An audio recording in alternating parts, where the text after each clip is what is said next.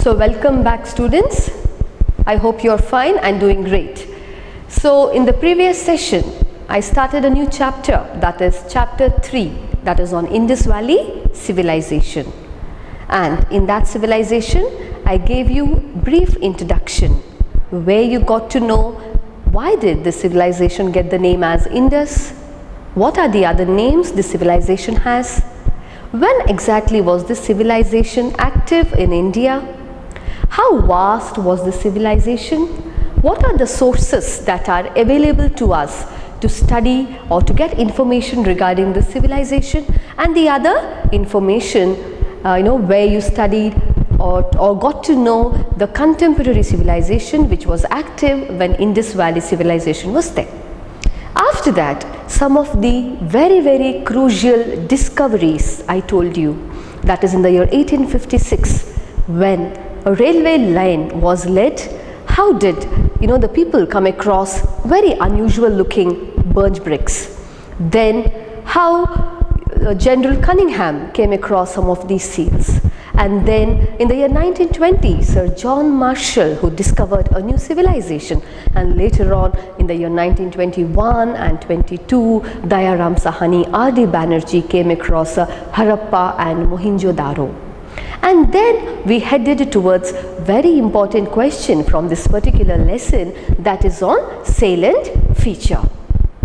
And in salient feature, I told you that there are so many other features, maybe town planning, political life of the people, the economic life, the social condition, the religious condition, the art, the sculpture, the seal, the script, and finally the end of this civilization. And I also gave you an explanation on a town planning, where you studied how was their towns, the kind of streets they had, their drainage system, maybe their houses, the granaries, the great bath, making this civilization quite unique compared to other civilizations of the world.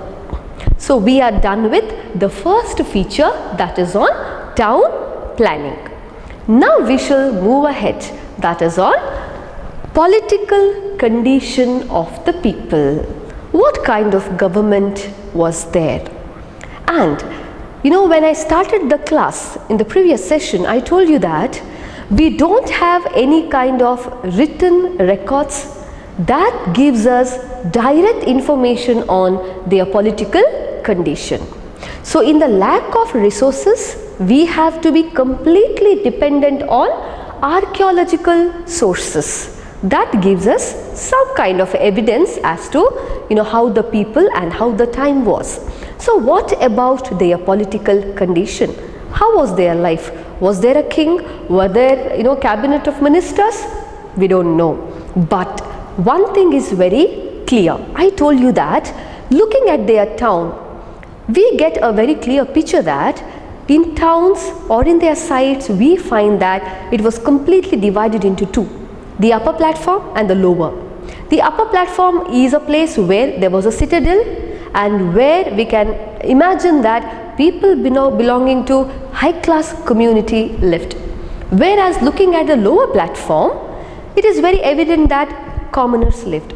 So it gives us the first evidence that yes, there was some kind of a authority, an authoritative power that controlled the rest of the system.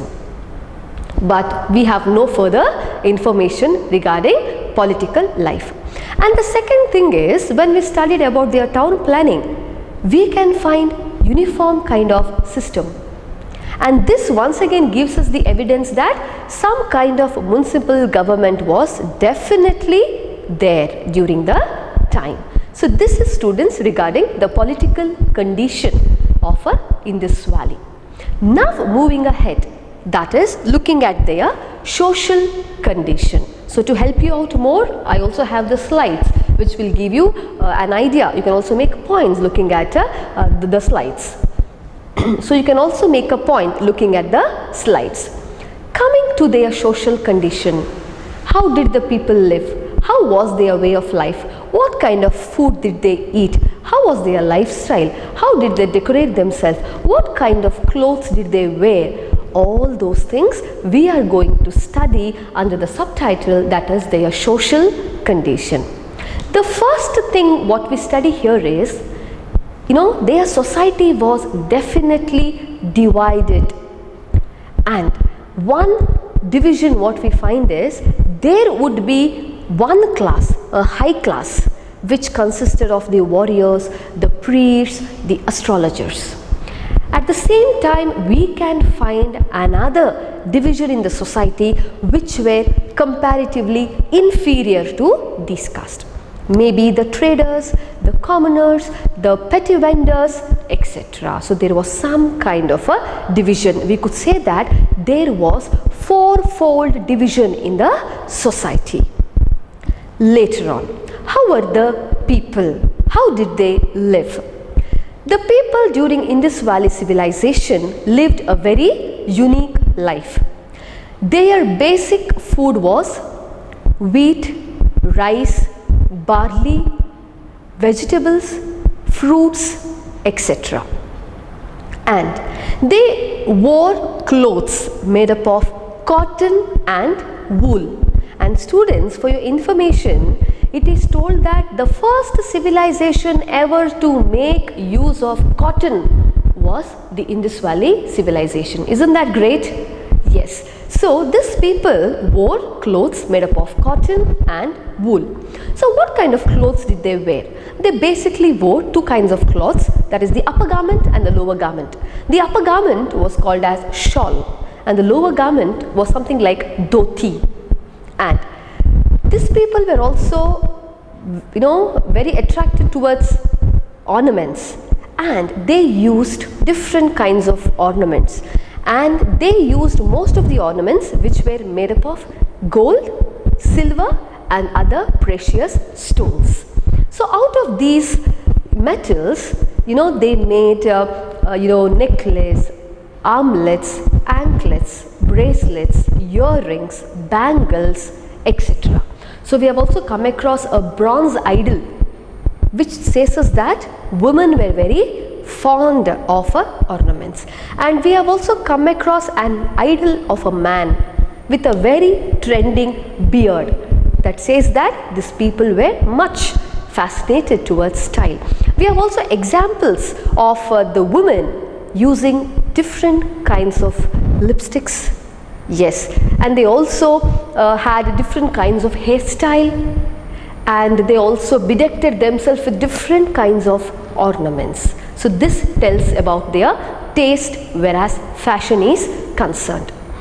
Apart from that, these people buried their dead. So it is also told that these people buried their dead. They cremated the dead. So this is regarding their social life. So students, when you study about their social life, so please keep in mind the kind of food they ate, how was their fashion and the kind of life they led, and what did they do with the dead, that is they buried their dead, and also the kind of ornaments what they used to decorate themselves.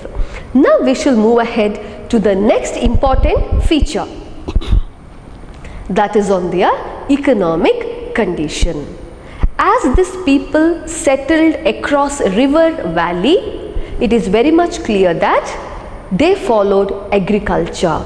So agriculture was their basic occupation, and with agriculture they also had other kinds of occupation, may it be carpentry, weaving, etc. They had so many other occupations side by side. They were artisans, and other class of people who followed different kinds of occupation. And these people also domesticated animals. So when they have agriculture, it is very clear that they need animals to plow. So it is told that they domesticated animals such as cow,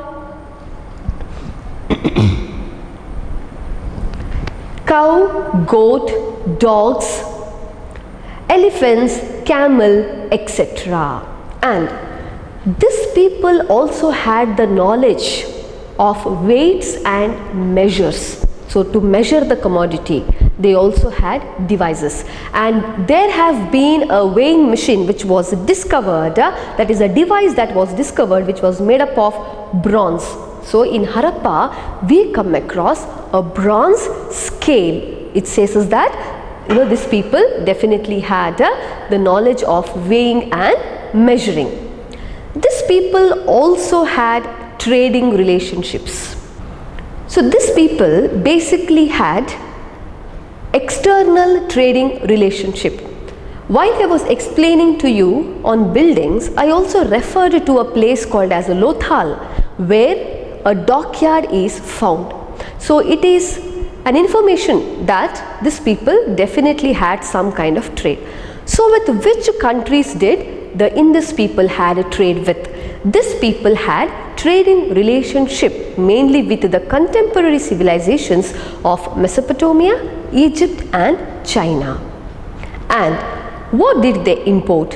What did they export? What kind of commercial relationship did they have? So when we look at their external trade, we will get so many information. One is their main item of import was precious stones. They imported precious stones from the other countries, and at the same time they exported some commodities from here. What were those commodities? They were basically gold, ivory, beads and timber. So these were the commodities which were exported, and people used two modes of transportation. One was by road, the other one was by sea or by water. So transportation was carried by road and by water. So this is regarding their economic life. So you have to remember what was their main occupation, what were the other occupations they followed apart from agriculture. The kind of trade, that is they had both internal, that is internal trade was with the neighboring places, and the external trade was with the contemporaries who then lived, and the kind of goods that were probably traded. And then you should understand the mode of transportation people used and their knowledge of weights and measures. And they also we also come across their knowledge about metal, where we see a bronze idol which says that there was definitely one kind of a community that dealt with the metal work. They had the knowledge of metal, that is the bronze. Now moving ahead towards their religious life. So what kind of religion did they practice? Who were their gods? Did they have faith or did they have no faith? Let's now understand.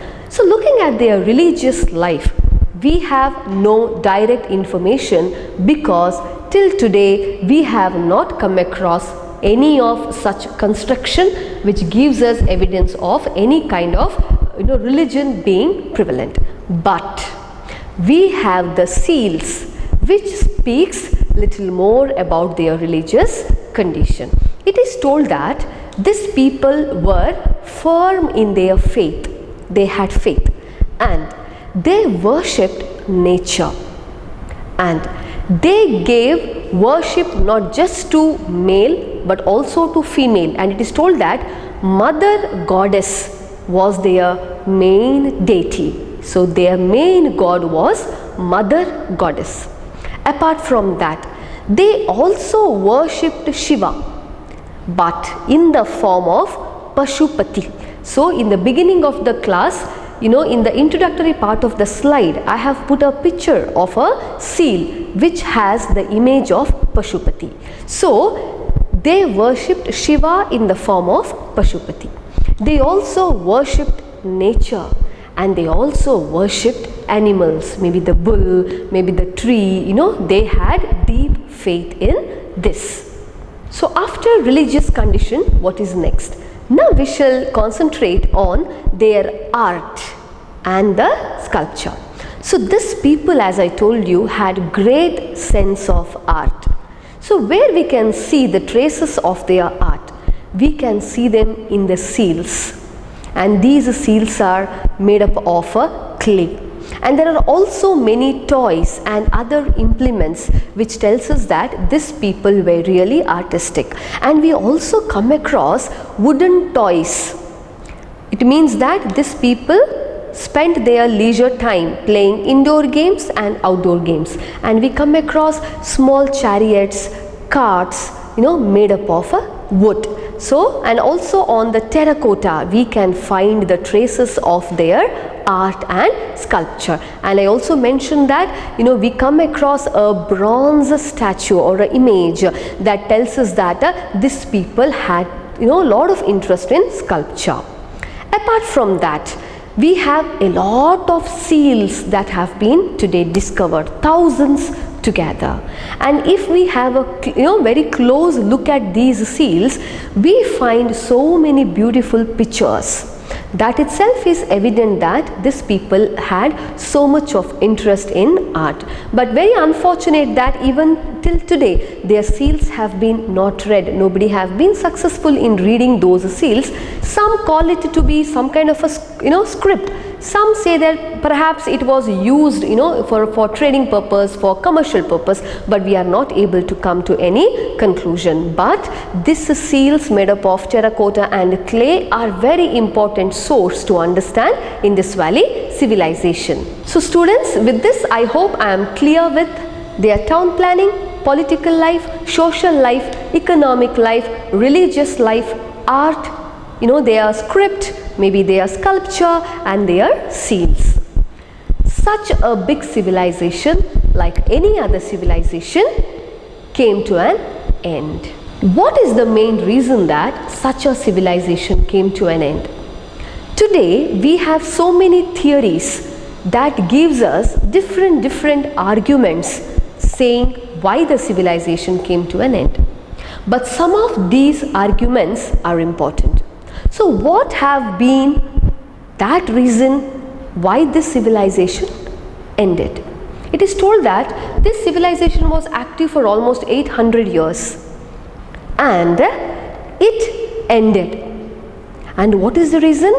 We today come across 4 important reasons saying that this is maximum possible or a slight, very close evidence of for the vanish of this civilization. One is the attack of the Aryans. So the attack of the Aryans. Who are these Aryans? Where did they come from? That perhaps we will study in detail in the next chapter, that is in Vedic culture. Okay, so the first reason why this civilization ended is because of the attack of the Aryans, who were much more superior. And the Harappan people couldn't resist to this foreign attack and gradually this civilization ended. This is the first theory. The second theory says us that it is because in the change in the river course of Sindhu which led for floods, and that's how the civilization ended. That is another theory. Some believe that there might have been some kind of epidemic disease that became so rampant which led in the end of the civilization, which killed so many people, and that's how the civilization has been perhaps ended. And the final theory says that because of the lack of rainfall leading to the shortage of production, leading to the shortage of food, ended the civilization. But very 2 important reason what we today expect when you write your answer is, one is the attack of the Aryans and the second one is due to the change in the river course. So with this students, I end the whole chapter of Indus Valley civilization, which is chapter 3. So please remember, in today's class I dealt on the political life, social life, economic life, religious life, art, scripture and the seals and the sculpture, and finally the end of the civilization. So when you are answering for your exam, please be precise with your answers. So every point that has been mentioned regarding the political condition, or maybe in society the 4-fold divisions in the society, or maybe their lifestyle, all this you will have to remember, because this question that is on salient feature is always expected for 10 marks. So students, here I end the part 2 video of chapter number 3. Hope I am clear with the concepts. I hope that you have understood today's session. So meet you all once again in yet another brand new chapter. So till then, stay safe and thank you so much.